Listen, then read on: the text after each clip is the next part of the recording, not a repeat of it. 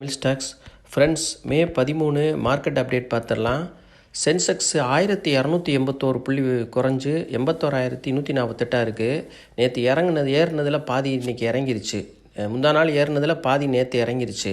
Nifty 50 346.1.39% குறைஞ்சு 24,578 இருக்குது. Nifty bank 442 புள்ளி குறைஞ்சு 54,940 க்ளோஸ் ஆகிருக்கு.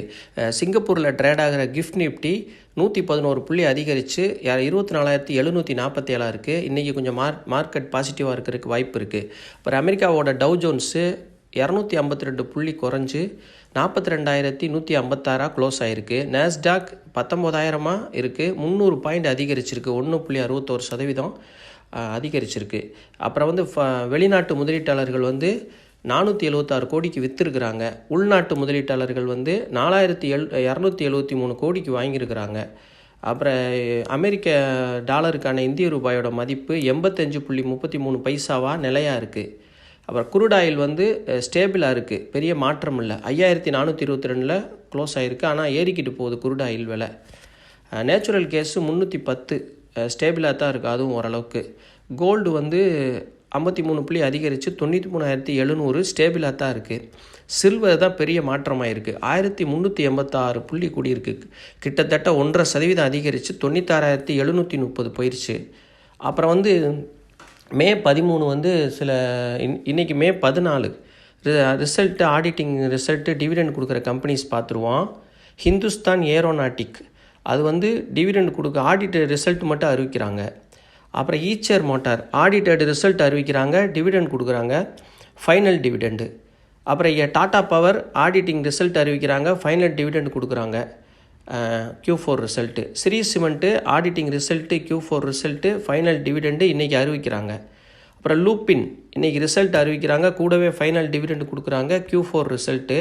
முத்தூட் ஃபைனான்ஸு Q4 ரிசல்ட் அறிவிக்கிறாங்க, ஆடிட்டிங் ரிசல்ட்டு இன்றைக்கி. அப்புறம் டோரண்ட் பவர் ஆடிட்டிங் ரிசல்ட் அறிவிக்கிறாங்க, ஃபைனல் டிவிடெண்ட் கொடுக்குறாங்க, Q4 result. கிட்டாச்சி energy auditing result, final dividend அறிவிக்கிறாங்க. இம்பார்ட்டன்ட் நியூஸ் பார்த்துடலாம். மார்க்கெட் நியூஸு நம்ம ஏற்கனவே பார்த்துருந்தோம். பழைய வீடியோவில் நீங்கள் பார்த்தா தெரியும். ஸ்டாண்டர்ட் கேபிட்டல்ன்ற நிறுவனத்தை பற்றி பேசியிருந்தோம். இது ஒரு பென்னி ஸ்டாக்கு. பென்னி ஸ்டாக்கை பற்றி நம்ம பேசுகிறதில்ல.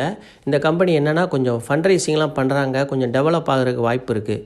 அதனால் பங்கோட விலை வெறும் 41 பைசாவில் தான் இருக்குது. நான் 38 பைசாவில் கன்சிடர் பண்ணியிருக்கேன். இப்போ இது என்பிஎஃப்சி பேங்க் எப்படின்னா நான் ஃபைனான்சியல் கம்பெனி. மார்க்கெட் கேபிட்டல் வெறும் 72 கோடி தான்.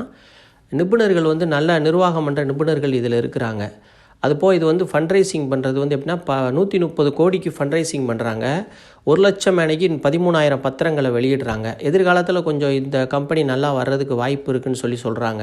அதனால் இதில் நம்ம கொஞ்சமாக முதலீடு பண்ணலாம். 38 பைசாவுக்கு நான் வாங்க கன்சிடர் பண்ண சொல்லியிருப்பேன். நான் 38 பைசாவுக்கு கன்சிடர் பண்ணியிருக்கேன்.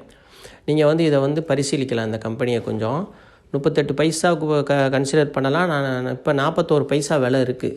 நான் ஏற்கனவே பழைய வீடியோ நீங்கள் பார்த்தீங்கன்னா உங்களுக்கு இன்னும் கிளியராக புரியும். அதை பார்த்துக்கிட்டு நீங்கள் முடிவு பண்ணிக்கோங்க. அப்புறம் அமெரிக்கா சைனாவோட டேரிஃப் பேச்சுவார்த்தை ஒப்பந்தம் நல்ல முன்னேற்றத்தை அடைஞ்சிருக்கிறது ஆசிய நாடுகளுக்கு பங்குகளுக்கு குறிப்பிடத்தக்க சாதகமாக இருக்குது. இப்போ சைனா மார்க்கெட்டுக்கு நொமூரா ஹோல்டிங்கை அப்கிரேட் பண்ணியிருக்கிறாங்க. சைனாவோட பங்கு விலை ரொம்ப கவர்ச்சிகரமாக இருக்கா நிபுணர்கள் கூறுறாங்க. வர்த்தக போர் நிறுத்தம் சீன பங்கில் அதிக முதலீடுகளை அதிகரிக்க உதவி இருக்குது. அது மாதிரி சீனாவில் பெஞ்ச்மார்க் குறியீடு 0.6% குறைச்சது அது இன்னொன்று என்னென்னா சீன வங்கி டாலருக்கு நேரான மதிப்பை 7.2 வலுவாக வச்சுருக்கு. இந்த காரணத்தினால சைனாவுக்கு பக்கம் மார்க்கெட்டோட முதலீடுகள் திரும்புறதுக்கு வாய்ப்பு இருக்குது.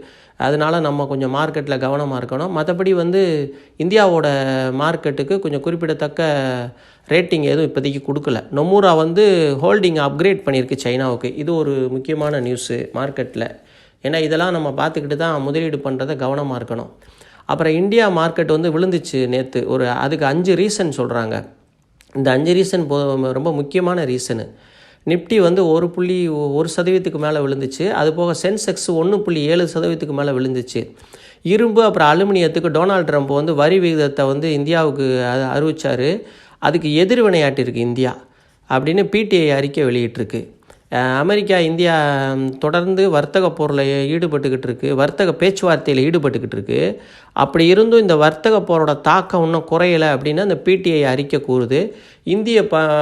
இந்திய பங்குகள் நிறுவனத்தில் வந்து ப்ராஃபிட் புக்கிங் வந்து அதிகமாக நடக்கிறதுக்கு வாய்ப்பு இருக்குது அப்படின்னு சொல்லப்படுறாங்க.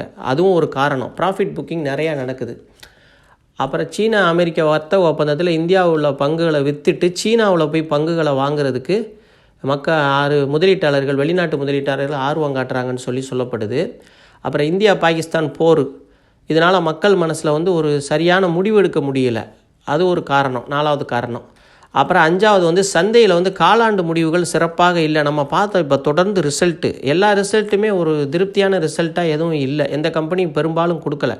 இதெல்லாம் வந்து நம்ம பங்குகளில் என்னென்னா மக்கள் வந்து அந்த நிஃப்டி அந்த மாதிரி இப்போ கம்பெனிகள்லேருந்து விலகி மிட்கேப் பக்கம் போகிறாங்க அப்படின்னு சொல்லி நிபுணர்கள் சொல்கிறாங்க. இது ரொம்ப ஆபத்தான விஷயம்னு சொல்கிறாங்க. ஏன்னா நல்ல பங்குகளை விற்றுட்டு கவர்ச்சியான பங்குகளுக்கு பக்கம் போகிறாங்கன்னு சொல்லி மே 13 டாடா மோட்டாரோட Q4 ரிசல்ட் வந்திருக்கு, பார்த்துருவோம்.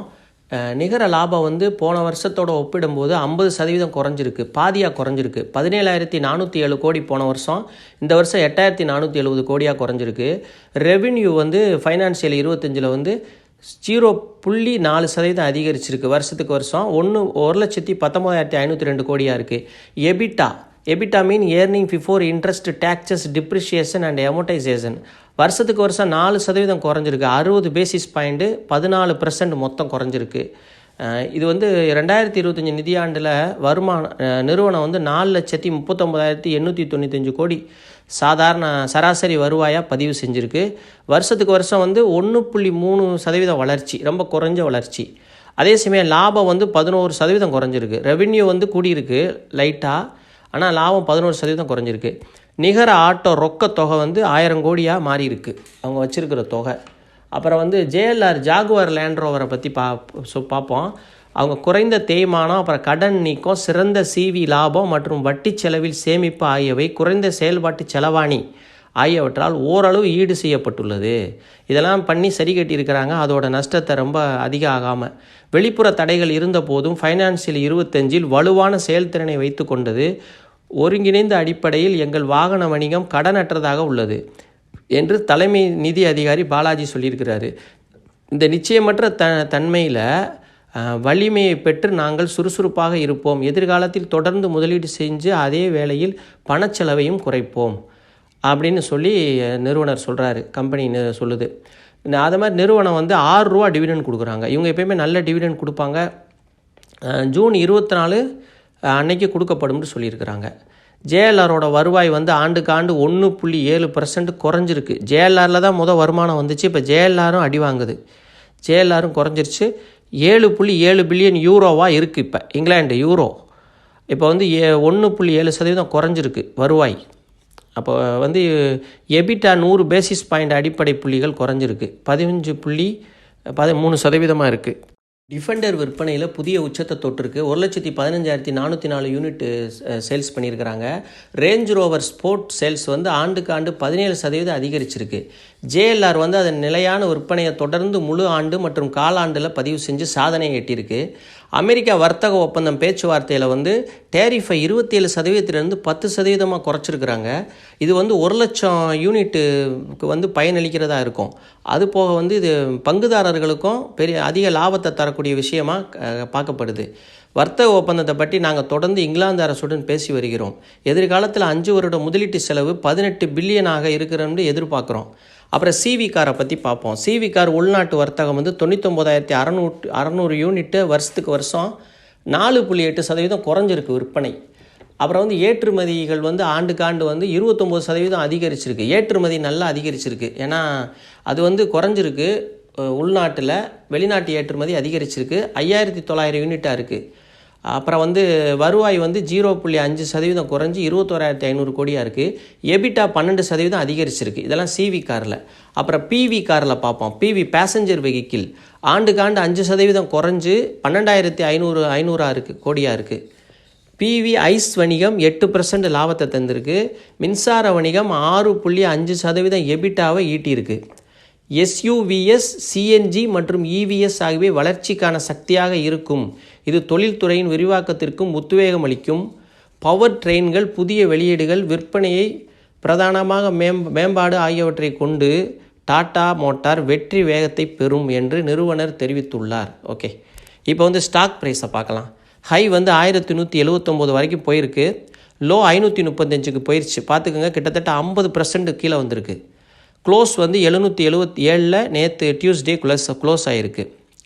BE ratio 8, sector BE 30, book value வந்து 863 ஒரு டைமு. அதான் கம்பெனி வந்து புக் வேல்யூவை விட கொஞ்சம் குறைச்சிருக்குன்னு தான் நினைக்கிறேன். குறைச்சிருக்கு நல்லா.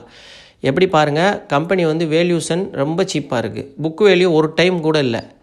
அப்புறம் மார்க்கெட் கேபிட்டல் 2,60,529 கோடி. இதை நம்ம கன்சிடர் பண்ணுறதா இருந்தால் 620 கன்சிடர் பண்ணலாம், 580 கன்சிடர் பண்ணலாம், 535 கடைசி சப்போர்ட்டு, அதை உடைக்காது, வாய்ப்பு இல்லை. அந்த வரைக்கும் நம்ம கன்சிடர் பண்ணலாம். இதில் என்னென்னா நம்ம பார்க்க வேண்டிய விஷயங்கள் வந்து இப்போ எந்த அவசரம் பட வேண்டிய அவசியமே இல்லை இந்த கம்பெனியில். ஏன்னா நீங்கள் ஏறுதுன்னு சொல்லி அவசரப்படுறதுக்கு ஒன்றும் இல்லை. ஏன்னா எல்லாமே நஷ்டம், தொடர்ந்து நஷ்டம். அது போக இனி வர்ற காலங்களில் நல்லா இருக்க போகுது, அது தெரியுது. ஏன்னா ஒன்றொன்னையாக மாற்றிக்கிட்டு வர்றாங்க, ஓவர் கம் ஆகிட்டு வராங்க. நேற்று டாடா ஸ்டீலில் பேசின அதே விஷயந்தான் இதுக்கும் பொருந்தும். எல்லாம் அவங்க ஓவர் கம் பண்ணி வரும்போது எப்படி ஒரு 2-3 வருஷம் ஆகும். அப்போ நல்லபடியாக அந்த பங்கு முன்னேற்றம் அடையும் இந்த கம்பெனி. நீங்கள் என்ன பண்ணலாம்னா லாங் டேர்ம் இன்வெஸ்ட்மெண்ட்டுக்கு இதை முதலீடு பண்ணலாம். பொறுமையாக முதலீடு பண்ணுங்கள். 3 முறை நம்ம சொல்லியிருக்க மாதிரியே 3 முறை வாங்குங்க. இறங்க வாங்குங்க. எந்த அவசரமும் இல்லை, எங்கேயும் ஓடி போகாது. கம்பெனி இங்கே தான் இருக்கும். நீங்கள் அந்த மாதிரி முதலீடு பண்ணால் கண்டிப்பாக ஜெயிக்கலாம். நல்ல கம்பெனி, மிஸ் பண்ணிடாதீங்க. உங்கள் வாட்ச் லிஸ்ட்டில் இதை போட்டு வச்சுக்கோங்க. 620 கன்சிடர், 580 கன்சிடர், 535 கன்சிடர். இது வந்து கன்சிடர் ரேஞ்சு. நீங்கள் வாங்குறது உங்களோட வசதியை பொறுத்து நீங்கள் வாங்கிக்கலாம். எத்தனை பங்கு வேணுமோ நீங்கள் கன்சிடர் பண்ணிக்கலாம். இது என்னோடய சொந்த கருத்து. நான் செபி ரெஜிஸ்டர் அட்வைசர் இல்லை. நீங்கள் வந்து உங்கள் சொந்த ஆலோசனை பண்ணிவிட்டு நீங்கள் முதலீடை பண்ணுங்கள். எதிர்காலத்தில் வந்து நல்லா இருக்கக்கூடிய ஒரு கம்பெனி. டாடா ஸ்டீல் மாதிரி இது டாடா மோட்டார், இதெல்லாம் கண்டிப்பாக ஒருத்தவங்க வாங்கி வைக்கணும். ஏன்னா எல்லாத்தையும் அவங்க சரி பண்ணி, பெரிய நிறுவனம் இதெல்லாம், எல்லாத்தையும் அவங்க படிப்படியாக மாற்றிக்கிட்டு வர்றாங்க. அப்போ இதெல்லாம் ஓவர் கம் பண்ணி வரும்போது நல்லபடியாக அந்த கம்பெனி எதிர்காலத்தில் இருக்குன்றது என்னோடய கருத்து. இவ்வளோ நேரம் பொறுமையாக பார்த்ததுக்கு நன்றி. ஆதரவளித்த அனைத்து நல்ல உள்ளங்களுக்கும் மிக்க நன்றி.